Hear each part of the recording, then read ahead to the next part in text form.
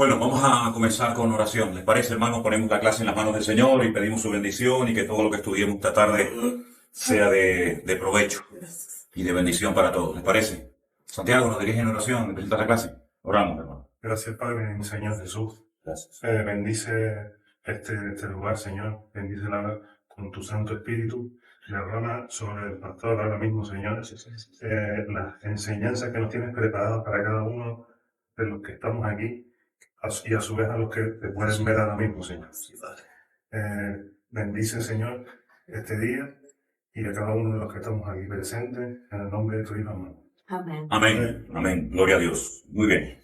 Antes de entrar a leer el capítulo 12 del libro del Apocalipsis, hemos puesto ahí en la pizarra los nombres de las 7 iglesias. Yo les mandé un WhatsApp a Evelyn, así que ustedes ya lo tienen ahí. Sí, pastor. Sí, ok. El nombre de las 7 iglesias sería bueno que se los aprendieran por orden, ¿no? Éfeso, Esmirna, Pérgamo, Tiatira, Sardis, Filadelfia y Laodicea. Estas 7 iglesias todas estaban en lo que hoy en día sería el territorio de Turquía, en Asia Menor, ¿vale? El estudio de cada una de estas iglesias es muy interesante, lo haremos en su momento, ¿vale? Iremos iglesia por iglesia, analizando el problema de cada una de ellas, la solución que el Señor les da, las consecuencias si no dejan su pecado, su desobediencia, su apostasía, la recompensa que el Señor les ofrece a cada una. Pero independientemente de que eran 7 iglesias que existían en la época en la que se escribió el libro del Apocalipsis, eran 7 iglesias reales, por supuesto, había mucho más iglesias. De hecho, en el Nuevo Testamento tenemos la iglesia de Corinto, que no se menciona aquí, la iglesia de Tesalónica, la iglesia de Roma, la iglesia de los Colosenses, ¿verdad? Estas 7 iglesias se escogieron con un propósito, ¿vale? Primeramente porque el Señor tenía algo que decirle muy directo a estas congregaciones. Pero alguien ha especulado sobre por qué el Señor escogió solamente a estas 7 iglesias y no escogió a otras o a más. Y algunos comentaristas dicen que estas iglesias pueden representar en cierto sentido la trayectoria de la iglesia a lo largo de la historia. Tendríamos en primer lugar la iglesia apostólica, la iglesia que va desde el año 30 o desde su nacimiento en el día de Pentecostés hasta el año 100 aproximadamente, y curiosamente es la única iglesia, la iglesia de Éfeso, a la que se le hace referencia o se menciona el tema de los apóstoles. Ya después ese término, apóstoles, ya no se menciona en ninguna otra iglesia. Por eso algunos consideran que representa en cierto sentido a la primera iglesia, la iglesia que nace en Jerusalén, la iglesia primitiva, la iglesia donde estaban con vida los apóstoles, ¿vale? Ya te digo, ya iremos poco a poco estudiando cada una de estas iglesias, pero digamos que la iglesia de Éfeso podría representar esa primera etapa, o esa primera iglesia. La segunda iglesia, la iglesia de Esmirna, es la iglesia que iría desde el año 100 hasta más o menos el 312. Un poquito más, un poquito menos, es la época de la persecución. Terribles persecuciones, cantidad de emperadores romanos se dedicaron sistemáticamente a intentar destruir la iglesia, a perseguir a los cristianos. Fue una etapa terrible, terrible. Se encuentra desde el año 100 hasta el 300 y pico. Son muchos años, mucho tiempo matando cristianos. Entonces, como se menciona a la iglesia de Esmirna como una iglesia que va a sufrir persecución, pues algunos consideran que puede representar a esa etapa de la iglesia que fue fundamentalmente conocida por unas persecuciones terribles. La siguiente iglesia, la iglesia de Pérgamo, es una iglesia indulgente, una iglesia tolerante, una iglesia que comienza a corromperse internamente, comienza a darle lugar a doctrinas y a ideas muy extrañas, y por eso la iglesia, digamos, de Pérgamo, que va desde el 312 hasta aproximadamente el 606 después de Cristo, ahí comienza el declive de la iglesia. Ahí comienza la iglesia a casarse con el Estado. De hecho, un emperador romano llamado Constantino hace que el cristianismo sea la religión oficial del Estado. Ahí comienzan la compra de cargos. Ahí comienza, digamos, a meterse los ritos y las ceremonias de antiguos cultos dentro del seno de la iglesia. Y la iglesia ya a estas alturas no es ni la sombra de lo que era en un principio cuando nació. La iglesia de Tiatira, la etapa de la iglesia totalmente paganizada, la iglesia que se ha metido en el mundo totalmente, ya no hay prácticamente ninguna diferencia. Siempre ha habido un remanente, ¿vale? Siempre ha habido cristianos que se han mantenido firmes al Señor, como en la época del profeta Elías, cuando el profeta Elías le dice al Señor, Señor, me siento solo, estoy solo, no me apoya nadie. Y el Señor le dice, hay 7.000. Hay 7.000 que no han doblado sus rodillas, ¿no? Ante Baal. Siempre ha habido un remanente fiel, gente que se ha mantenido fieles al Señor, a la palabra, a la verdad. Pero fundamentalmente la característica en esta etapa, y está representada por la iglesia de Tiatira, es la iglesia metida en el paganismo total y absoluto. Les voy a dar en las próximas clases todas las cosas que comenzaron a introducirse en la iglesia, en los diferentes concilios, las costumbres que hasta el día de hoy sigue manteniendo y enseñando la iglesia católica. Cosas tremendas, ¿no? Y claro, ya la iglesia entra en una etapa de una iglesia prácticamente muerta. La iglesia de Sardis, que le dice el Señor, tienes nombre de que vives, pero estás muerta, ¿vale? Es una etapa tenebrosa, toda la etapa de la Edad Media, ¿vale? Que va casi por 1000 años. Una etapa oscura, una etapa de paganismo, de frialdad espiritual, de falsas doctrinas. Terrible, terrible. Gracias al Señor hay un rebrote de la iglesia con los famosos avivamientos y que, en cierto sentido, la iglesia de Filadelfia puede representar esa etapa de restauración, de volver al origen de la palabra, de volver a la fuente, de apartarse del paganismo, apartarse de las falsas doctrinas, apartarse del culto a Roma, etcétera, etcétera. Y la iglesia de Filadelfia, la iglesia del amor fraternal, eso significa la palabra Filadelfia, que es una iglesia que vuelve otra vez a su principio, ¿no? Al despertamiento, a la espiritualidad, a la búsqueda sincera y genuina de Dios y de su palabra.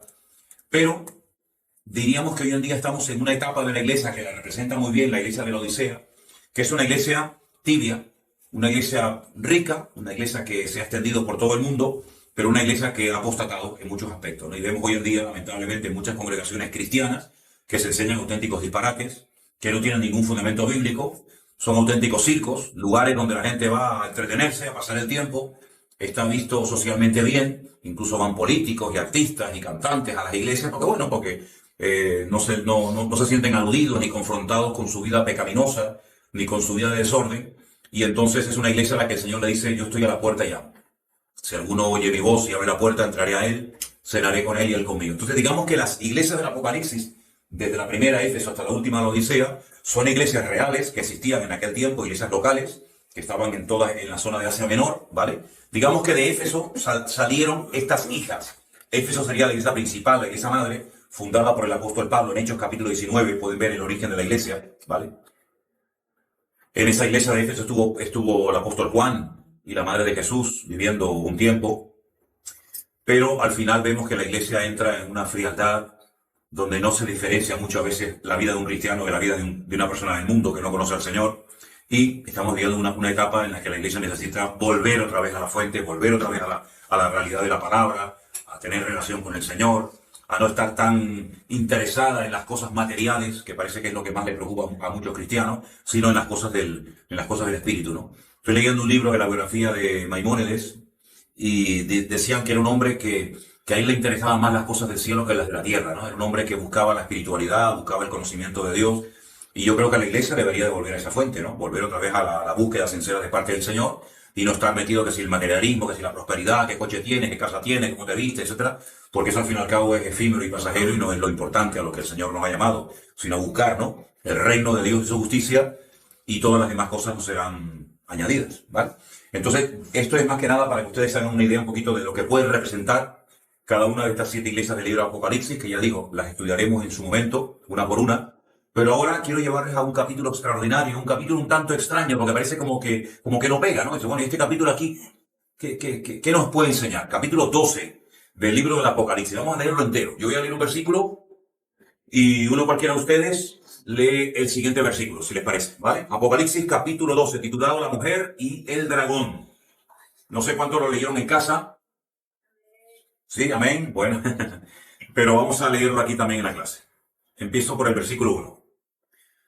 Apareció en el cielo una gran señal, eso ya es importante, una gran señal, una mujer vestida del sol con la luna debajo de sus pies y sobre su cabeza una corona de 2 estrellas. Versículo 2. Y estando encinta, clamaba con dolores de parto en la angustia del alumbramiento. Vemos que es una mujer que está embarazada y que está a punto de dar a luz. apareció también otra señal en el cielo. He aquí un gran dragón escarlata que tenía 7 cabezas y 10 cuernos, y en sus cabezas 7 diademas. Y su cola arrastraba la tercera parte de las estrellas del cielo, y las arrojó sobre la tierra. Y el dragón se paró frente a la mujer que estaba para dar a luz, a fin de devorar a su hijo tan pronto como naciese. Ok, entonces estamos viendo por una parte la mujer, por otra parte el dragón, con sus características, y un niño que está a punto de nacer, cuyo objetivo es destruirlo, acabar con él. Estamos en el versículo 5. Y ella dio a luz a un hijo varón, esto es muy importante, que regirá con vara de hierro a todas las naciones. Y su hijo fue arrebatado para Dios y para su trono. Y la mujer huyó al desierto, donde tiene lugar preparado por Dios, para que allí la sustenten por 1270 días. 60. 70. 60. Ay, 1260 días. 60.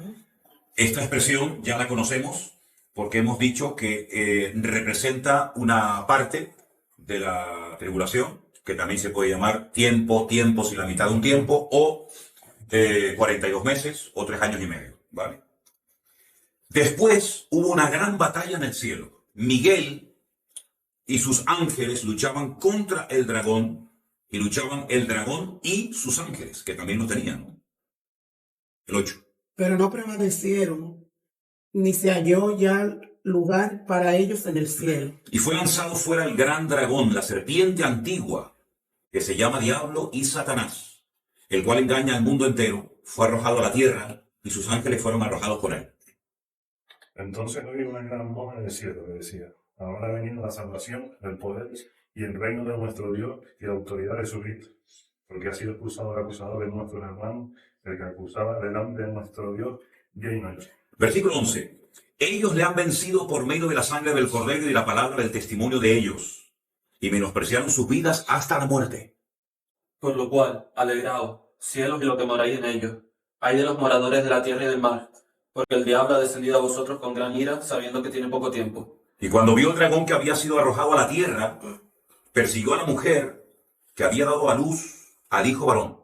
Y se le dieron a la mujer las 2 alas de la gran águila, para que volase delante de la serpiente al desierto, a su lugar, donde es sustentada por un tiempo y tiempos y la mitad de un tiempo. ¿Okay? La serpiente arrojó de su boca tras la mujer agua como un río, para que fuese arrastrada por el río. Pero la tierra ayudó a la mujer, pues la tierra abrió su boca y tragó el río que el dragón había echado de su boca. Entonces el dragón se llenó de ira contra la mujer y se fue a hacer guerra contra el resto de la descendencia de ella, los que guardan los mandamientos de Dios y tienen el testimonio de Jesucristo. Uno se pregunta, en primer lugar, ¿qué es lo que el Señor nos quiere enseñar con este capítulo, ¿no? Porque uno dice, bueno, ¿esto qué es literal? ¿Esto es simbólico? Lo que está bien claro es que está cargado de muchísimos detalles que nos dan mucha información acerca de quién puede ser esta mujer, quién puede ser este hijo, y en cuanto al dragón está clarísimo, porque el versículo 9 lo define como la serpiente antigua, que se llama Diablo y Satanás. Por lo tanto, ahí no hay género de dudas, no hay que decir, bueno, ¿y el dragón a quién puede representar? La misma palabra te lo dice, al diablo, a la serpiente antigua, a Satanás, que además dice que engaña al mundo entero y que fue arrojado a la tierra y sus ángeles también fueron arrojados con él. Tendremos que remontarnos a antes de Génesis capítulo 1, donde evidentemente Dios también estuvo haciendo cosas y creando cosas, pero que no se describen en los primeros capítulos de la Biblia, ni siquiera en el libro de Génesis, sino en otros libros, como puede ser el libro de Isaías y también, como no, el libro de Ezequiel, ¿vale? La Biblia nos enseña que el que hoy en día conocemos con el nombre de Satanás, Dios no lo creó como Satanás, como ese enemigo de Dios, malo, perverso, terrible, padre de mentira, etc., sino que la Biblia lo llama querubín. Era una especie de arcángel espectacular que Dios creó. Después, si quieren, podemos leer un poquito la descripción del día que fue creado, donde dice la Biblia que era el querubín protector, acabado en hermosura, el sello de la perfección, lleno de sabiduría, y describe cómo Dios lo vistió, etcétera, etcétera. Pero ese ángel o arcángel se rebela contra Dios, quiere desplazar a Dios de su trono, imponer su dominio, una especie como de golpe de estado. Dios lo arroja de su presencia y lo lanza a la tierra, ¿vale? junto con muchos ángeles que los conocemos como demonios. ¿De acuerdo? Entonces vemos en este capítulo algo muy importante y es la realidad del mundo espiritual. Mundo espiritual que a veces se hace visible, mundo espiritual que a veces Dios nos permite ver, pero que en la mayoría de las veces es un mundo totalmente invisible a nuestros ojos naturales.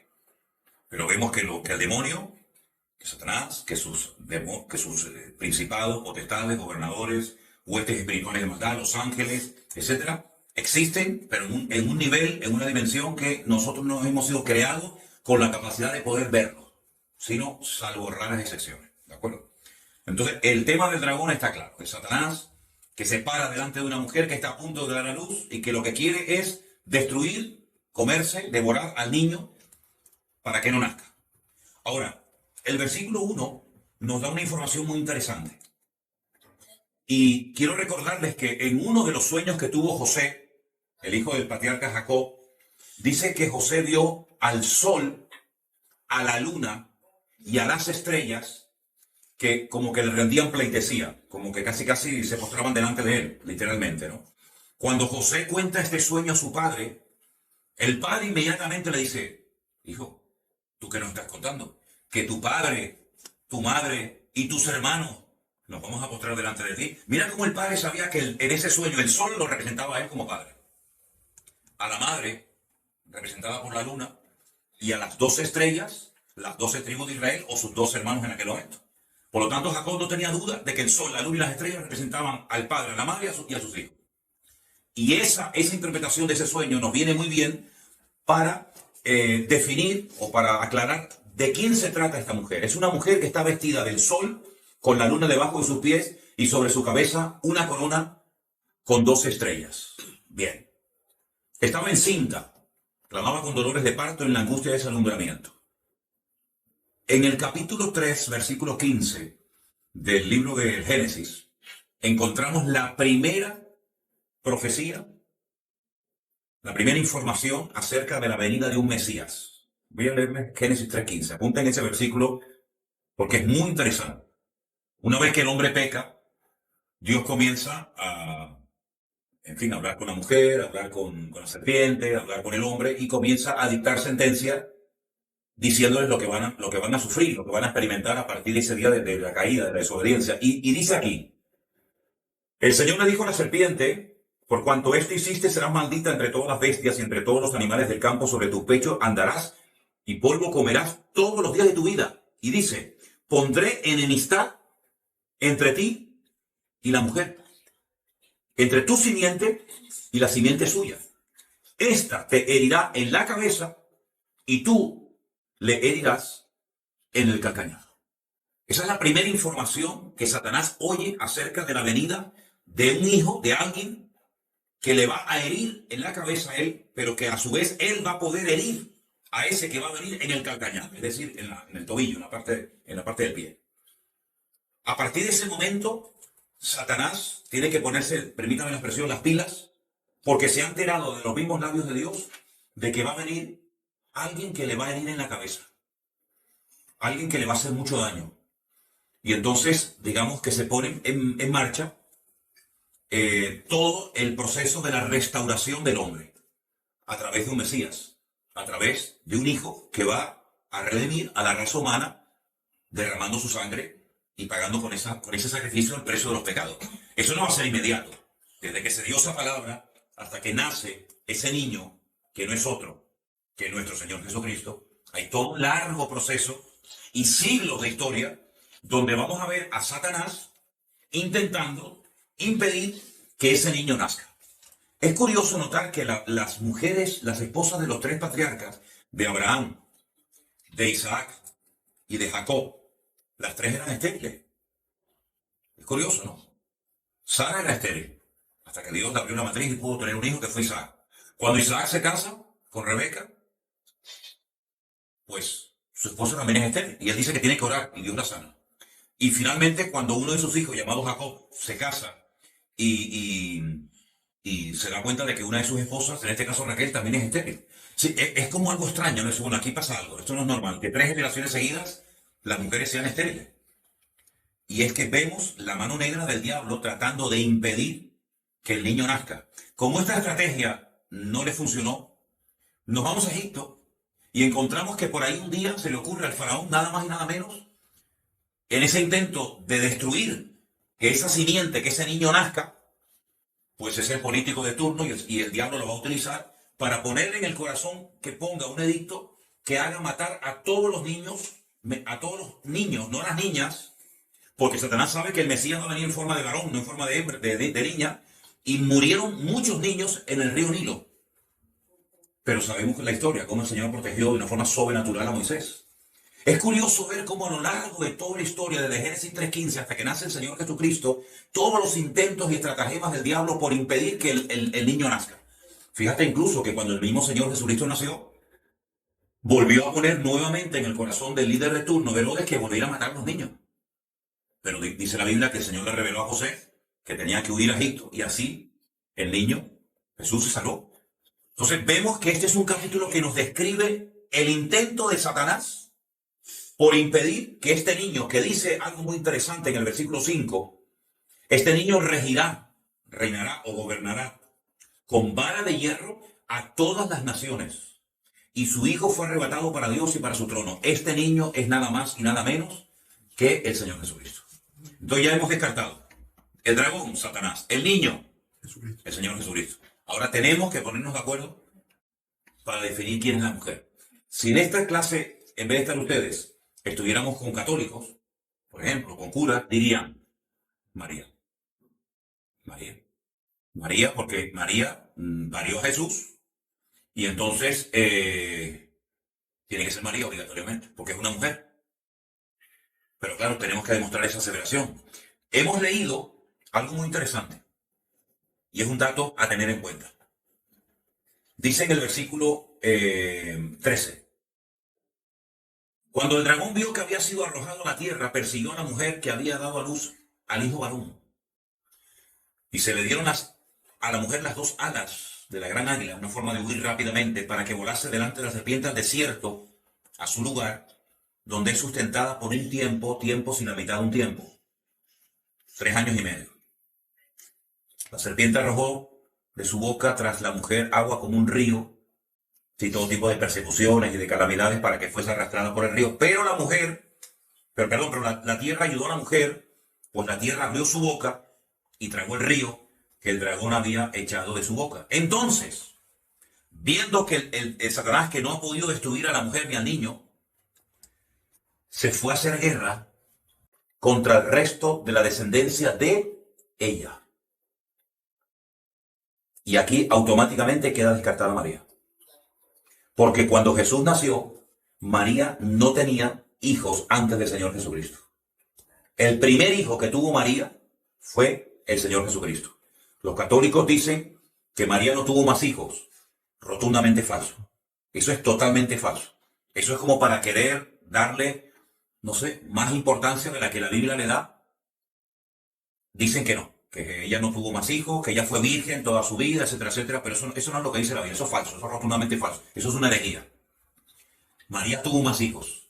Ahora, lo que dice que cuando no pudo matar con el niño fue a hacer guerra contra el resto de la descendencia de ella. Y ese resto de la descendencia de ella tiene una característica. Él dice que guardaban los mandamientos de Dios y tienen el testimonio de Jesucristo. Ahí algunos ven al pueblo de Israel y algunos ven a la iglesia. A los que han aceptado a Cristo y que en ese momento ya creían en el Señor. Bueno, ahí hay diferentes opiniones. Pero lo que sí quiero que tengamos bien claro es que la mujer no es ni la iglesia, como algunos han dicho, porque la iglesia no pare a Cristo. Por ahí hay un pastor en la península que dice, no, esta mujer representa la religión, representa a la iglesia muerta, la iglesia religiosa. Rotundamente falso. Rotundamente falso, porque una iglesia muerta, una iglesia religiosa, no ha parido a Cristo. Además, la iglesia no parió a Cristo, al contrario. Cristo fue el fundador. Dice, yo edificaré mi iglesia. La iglesia no ha parido a Cristo. Si no es la iglesia, y no puede ser María, por el versículo que acabamos de leer, entonces sí o sí, esta mujer se trata del pueblo de Israel. El pueblo de Israel que recibe la promesa, vamos a decir que queda embarazada de esa promesa maravillosa de redención de la raza humana a través del Hijo que va a parir, que es nada más y nada menos que el Señor Jesucristo. Y no nos olvidemos que el Señor Jesucristo a la mujer samaritana, en Juan capítulo 4, le dice que la salvación viene de los judíos. Entonces Israel fue el que recibió la bendición de tener una tribu, que era la tribu de Judá, a través de la cual viene el Mesías, y a través del Mesías viene la redención a toda la raza humana. Entonces la mujer es Israel, el hijo es el Señor Jesucristo, el dragón es Satanás. ¿Vale? Es un capítulo que está en medio de dos capítulos muy interesantes, como el 11 de los 2 testigos y el 13 de las 2 bestias, para mostrarnos los conflictos por los cuales tuvo que pasar el pueblo de Israel para que pudiera llegar a nacer el Señor Jesucristo, lo cual no fue nada fácil. ¿De acuerdo? Ahora bien, aquí dice que el niño regirá las naciones con vara de hierro. Quiero llevarles a Lucas, y quiero que apunten estos versículos, los hermanos que nos están escuchando y viendo. En el Evangelio según San Lucas, la madre de Jesús recibe una visita muy interesante, que es la del arcángel Gabriel. El arcángel Gabriel, que ya había aparecido en el libro de Daniel en el Antiguo Testamento, se le aparece a María, y concretamente en el capítulo 1 de Lucas, el ángel Gabriel, versículo 26, al 6º mes, fue enviado por Dios a una ciudad de Galilea llamada Nazaret. Fíjense los datos que nos da solamente un versículo. A los 6 meses de estar embarazada, Gabriel es enviado por Dios a una ciudad de Galilea, hay muchas, pero concretamente a Nazaret. No a cualquier persona, sino a una virgen, a una joven desposada con un varón que se llama José. Es decir, es imposible que el ángel Gabriel tocara en la puerta de otra persona. Pues con todos los datos que le estás dando. Y el nombre de la virgen, el nombre de la joven era María, Miriam. Entrando el ángel en donde ella estaba, le dijo, bueno, esto está traducido del griego, le dice salve, este era el saludo de los romanos, ¿no?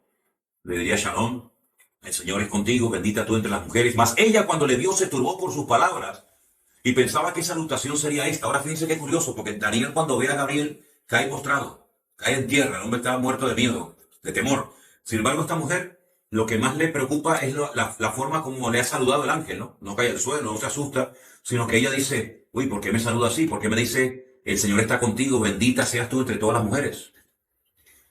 Ahora fíjense lo que le dice el ángel Gabriel. Le da un paquete, digamos, profético, que contiene 7 profecías. Vamos a contarlas. La primera. Ahora concebirás en tu vientre y darás a luz un hijo. ¿Cumplida o no? Sí. Totalmente. Quedó embarazada y dio a luz a un hijo. Perfecto. Tal como dice Apocalipsis 12.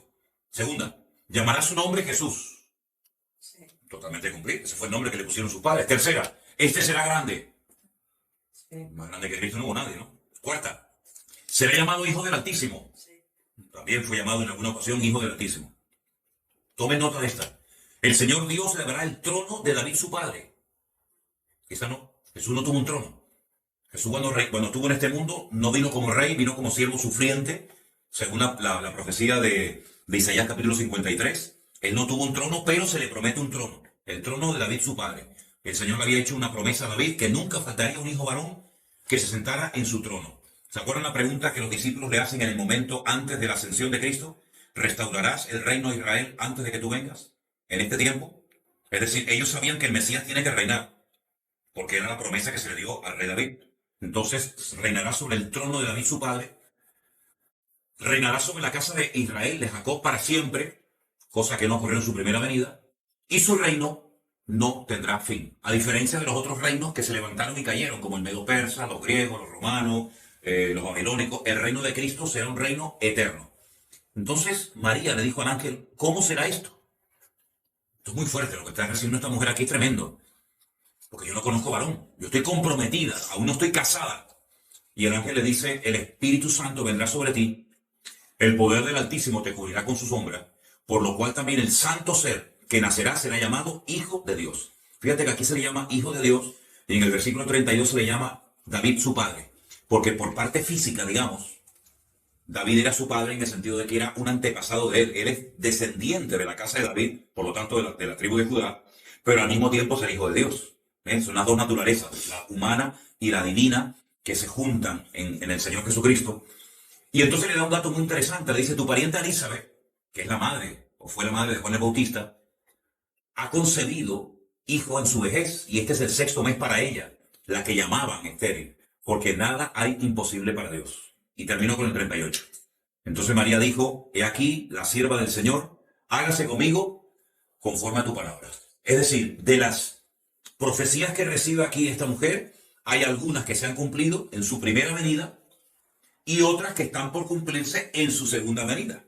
Cuando hablemos del milenio, vamos a ver cómo Cristo reinará en la era milenaria y se cumplirán las profecías que no se han cumplido en su primera venida, que encontramos aquí en Lucas capítulo 1. ¿De acuerdo? Entonces, para volver otra vez al capítulo 12 de Apocalipsis, vemos que parte del capítulo se ha cumplido y parte del capítulo no se ha cumplido. Ahora, hay una parte muy interesante, porque dice que la mujer, si la mujer es Israel, y está claro que es Israel, dice que la mujer huye al desierto por tiempos y la mitad de un tiempo. Dice, para huir de las persecuciones, para huir del diablo, del dragón. Si Israel no solamente ha sido perseguida en el pasado antes de que naciera el Mesías, sino que en los últimos tiempos volverá a ser perseguida. Pero en esta ocasión dice que huye al desierto. Y allí es sustentada por 3 años y medio. Sí, hay una parte de la tribulación donde Israel huye al desierto y allí dice que es sustentada. Y allí ocurre algo muy interesante porque dice que allí comienza a ser sustentada, a ser cuidada durante 3 años y medio y allí brotan aguas. Y probablemente esté haciendo referencia al desierto del Negev, donde de vez en cuando, milagrosamente, sin que todavía nadie se lo explique, el desierto se abre y comienzan a salir borbotones de agua, se convierten en ríos tremendamente caudalosos en medio del desierto. Entonces parece como que Israel durante una etapa de la tribulación, tiempos y la mitad de un tiempo, que es lo mismo que decir 3 años y medio, huye a una parte del desierto donde milagrosamente es protegida de la ira del dragón. Entonces estos son datos a tener en cuenta, porque no cabe la menor duda de que hay una parte que se ha cumplido, pero hay una parte que todavía queda por cumplir. Sí, Israel ha sido perseguido siempre, antes, durante y después, hasta que por fin venga el Señor y reine sobre la casa de Israel para siempre y su reino nunca más volverá a tener fin. Entonces yo quería tocar este capítulo en esta tarde para que cuando ustedes lo lean a partir de ahora sepan interpretarlo y sepan correctamente decir, bueno, esta mujer no es ni María, ni es la iglesia, ni es una institución humana, sino se trata del pueblo de Israel que recibe la promesa del nacimiento de un Mesías y a partir de ese momento Israel entra en un periodo como de alumbramiento, de angustia, de persecuciones, de calamidades, de tragedia, hasta que por fin nace el Señor Jesucristo, ¿verdad? Este es el niño, y se cumple la redención, el plan de la redención del hombre, ¿no? Ahora, en el libro del Apocalipsis se da una paradoja muy interesante, apunten este dato. Hay 404 versículos en el libro del Apocalipsis, repito, 404 versículos, de los cuales, fíjense qué dato les voy a dar ahora, 278 son referencias al Antiguo Testamento. Es decir, es el libro del Nuevo Testamento que más citas hace del Antiguo Testamento. En el libro de Apocalipsis vemos la culminación del plan de Dios. El plan de Dios ha sido progresivo, la revelación profética de Dios ha sido progresiva, no ha sido ¡pum!, de golpe, ¿verdad?, instantánea, sino que a lo largo de la historia, de los tiempos, Dios ha ido revelando muchos detalles a través de sus siervos, los profetas, de Miqueas, dio algunos detalles de Isaías, de Jeremías, etc. Pero finalmente, el clímax del plan de Dios se culmina, se cumple en el libro del Apocalipsis. Y hay 278 referencias al Antiguo Testamento. ¿Por qué? Porque fundamentalmente este libro, cuando se escribió, fue escrito para dar información y mayoritariamente las congregaciones estaban compuestas por membresía de origen judío, de etnia o de raza judía, ¿verdad? Por supuesto, después el cristianismo se ampliaría a todas las naciones, ¿verdad? Como hasta el día de hoy. Pero la mayoría de los que se convertían en los primeros tiempos, la mayoría eran judíos, hasta que después ya Pablo comienza su ministerio itinerante y comienzan a convertirse un montón de personas de otras naciones de origen pagano que se comienzan a insertar en la vida de la iglesia.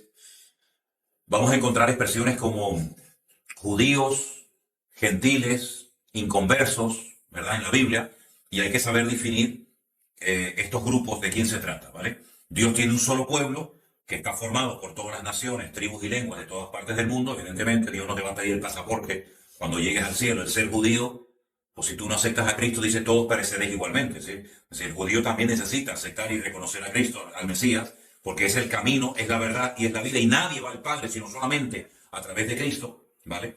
Es el medio de salvación, no hay otro mediador No hay otro intercesor entre Dios y los hombres más que Jesucristo. No hay otro nombre bajo el cielo dado a los hombres a través de que se pueda ser uno salvado más que a través de Cristo, ¿verdad? Pero no cabe la menor duda de que cuando uno viene a Cristo viene con su identidad nacional. Si uno es dominicano, otro es cubano, otro es argentino, otro es judío. Entonces dice Pablo, ¿y qué ventaja entonces tiene el judío sobre el griego? Cuando se habla del griego se refiere a todo al mundo gentil. No va a decir, bueno, el judío, el español, no, sino dice judíos y griegos. Y ahí en el concepto griego entran todos los gentiles, digamos, ¿no? Dice, ¿qué ventaja tiene? Dice, que pues tiene muchas. El judío tiene muchas ventajas. Primero, porque la mayoría de ellos han sido criados desde su más tierna infancia en la palabra.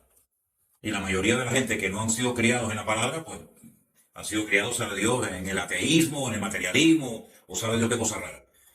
El judío fue el portador de la palabra. El judío estudia la Biblia como una asignatura más en la escuela. ¿Por qué? Porque la historia del pueblo de Israel está ligada sí o sí, creas o no, a la historia de la Biblia. Dice, bueno, ¿ustedes de dónde vienen? Bueno, nuestro padre Abraham se casó con Sara, tuvo Isaac, Isaac tuvo a Jacob, Jacob tuvo las 12 tribus de Israel. Entonces la historia bíblica es la historia del pueblo de Israel. La historia nuestra, pues si el Cid Campeador, que si Simón Bolívar, que si fulanito, que si menganito, pero la historia del pueblo de Israel está totalmente ligada a la historia de la Biblia. Entonces tienen una serie de ventajas, porque para ellos la Biblia no es un libro desconocido, las fiestas, los profetas, para ellos es como el pan nuestro de cada día, pero eso no significa de que por tener ese privilegio o ese conocimiento, el haber sido escogidos como el instrumento para que a través de ellos viniera el Mesías, ya son los mejores del mundo, sino necesitan exactamente igual que cualquier otro que no es judío, convertirse y salvarse a Cristo. Cuando esta gente, muchos de ellos se conviertan, y muchos ya se están convirtiendo, claro, tienen un conocimiento bíblico que el que empieza, que no ha sido criado en la palabra, no tiene. Claro, tú tienes que aprenderte nombres como Abraham, Moisés, Isaías, Jeremías, y qué es esto y qué es aquello, pero que él ya lo sabe, porque él ha sido criado. Ellos celebran la fiesta de la Pascua, tal y como dice la Biblia, la fiesta de los tabernáculos, la fiesta de Yom Kippur, la fiesta de, en fin, tantas celebraciones que son de origen bíblico, que el que no ha sido criado en esa cultura, pues las ignora y tienes que empezar de 0, 0, 0. Pero sin embargo, y encima con la ventaja de que pueden leer la Biblia en su idioma original, que eso es otra ventaja más añadida, ¿no? Entonces, el libro del Apocalipsis, como dije al principio de las clases, es un libro que se escribió para aclarar, no para confundir. Es un libro que se escribió para que el creyente tuviera una esperanza y supiera en todo momento dónde se encuentra y qué señales tiene que ver. Una de las personas que escribía nos decía, ¿y en qué momento nos encontramos? ¿En qué sello? ¿En qué trompeta? Bueno, no es cuestión de saber en qué sello o en qué trompeta nos encontramos, sino que yo definiría estos tiempos previos a que todo esto explote como los dolores de parto. La Biblia dice que este es el principio del fin. Ustedes saben que cuando una mujer empieza a tener dolores de parto ya no hay marcha atrás. No lo digo por experiencia, sino desde la más absoluta teoría. Pero cuando empieza una mujer ya a romper aguas y a quejarse y los dolores, sal corriendo porque ya viene, hasta que nace el niño, ¿no? La tierra ha entrado en dolores de parto hace mucho tiempo. Los terremotos se van a incrementar, los virus, las plagas, las epidemias, y todos estos principios de dolores, dice la Biblia, hasta que todo esto nos lleve a una etapa de la historia muy fuerte que conocemos como la Gran Tribulación, donde, como hemos dicho en la clase, hay diferentes posturas referentes a si somos arrebatados antes, durante o después. Y bueno, y por ahí, como yo decía a ustedes antes de la clase, han surgido infinidad de teólogos que se han puesto en contacto con nosotros y nos dan todo tipo de argumentos, ¿no? Porque yo creo esto y yo creo aquello y tal. Nosotros respetamos, pedimos el mismo respeto para los que a lo mejor tenemos una opinión diferente, pero lo que está bien claro es que los últimos tiempos no van a ser tiempos fáciles para nadie. Quiero darles un dato de algo que ocurrió, si no fue ayer, esta semana. En una iglesia en el país de Burkina Faso, ayer, el día 17 de este mes, en una iglesia, dicen el anuncio evangélico protestante, han matado, incluido el pastor, a 24 miembros de la congregación. Y se ha llevado a unos cuantos, se han llevado no sé cuántos secuestrados. Es decir, eso para los hermanos o para las personas que dicen que bajo ningún concepto los cristianos no van a pasar por ningún tipo de penuria, de persecuciones, de muerte. Bueno, pues estos hermanos nuestros los mataron ayer en pleno culto, incluido, repito, al pastor, a 24, y se han llevado a un montón secuestrados que solamente Dios sabe lo que va a ocurrir con estos hermanos. Estos hermanos que han sido muertos ahora están en la presencia del Señor y han muerto como mártires por la causa del Evangelio. No murieron así de esta manera cruel, por los yihadistas asesinos que solamente saben matar y no respetan la vida humana, estos tendrán una recompensa grande delante del Señor porque han muerto por la causa de Cristo, ¿no? Entonces, que no me vengan a mí con el cuento de que la iglesia va a ser arrebatada cuando empiecen persecuciones y matanzas, porque es que ya han empezado.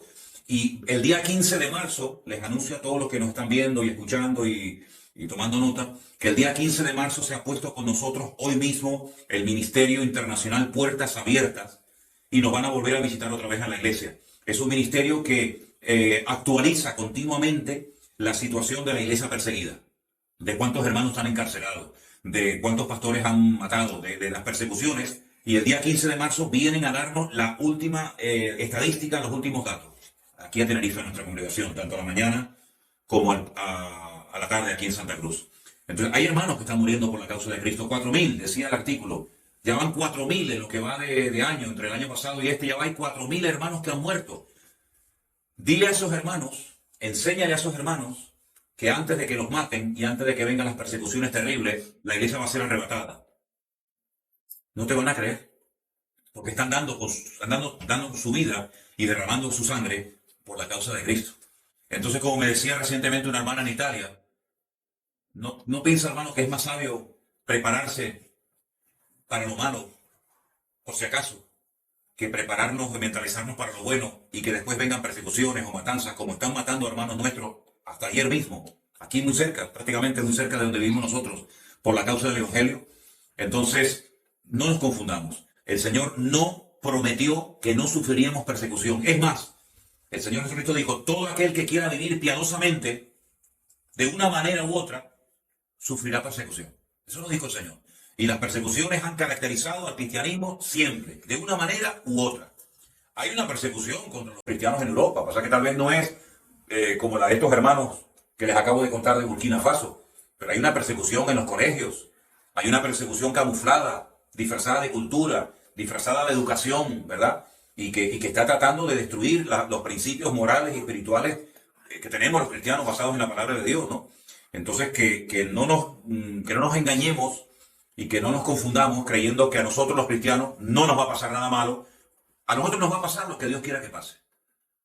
Sea persecución, sea tortura, sea cárcel, sea cielo directamente, sea una muerte maravillosa, sea una muerte en un accidente. A nosotros nos va a ocurrir lo que Dios quiera que nos ocurra. Ni más ni menos.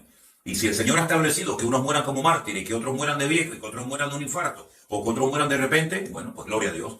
Pero sea como sea, velemos y oremos para que estas cosas no nos sorprendan. No decía el apóstol Pedro, me viene ahora a la cabeza ese versículo que decía, hermanos, no os sorprendáis. No sé por qué están asombrados, no sé por qué están asustados del fuego de prueba que os ha sobrevenido, como si alguna cosa extraña os aconteciese. Como diciendo, pero bueno, ¿ustedes qué se creen? Nosotros los cristianos vamos a ser perseguidos siempre. Entonces no se sorprendan, ay, nos están persiguiendo, ay, nos están matando. Lógico. ¿Y por qué? Porque eres cristiano.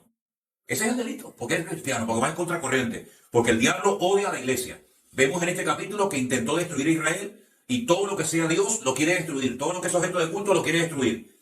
Entonces, estemos orando, reforzándonos en el Señor cada día para que estemos firmes y que venga lo que venga, podamos dar un fiel testimonio de Jesucristo. Amén, hermanos. Muy bien, pues, hermanos, que el Señor les bendiga en esta tarde.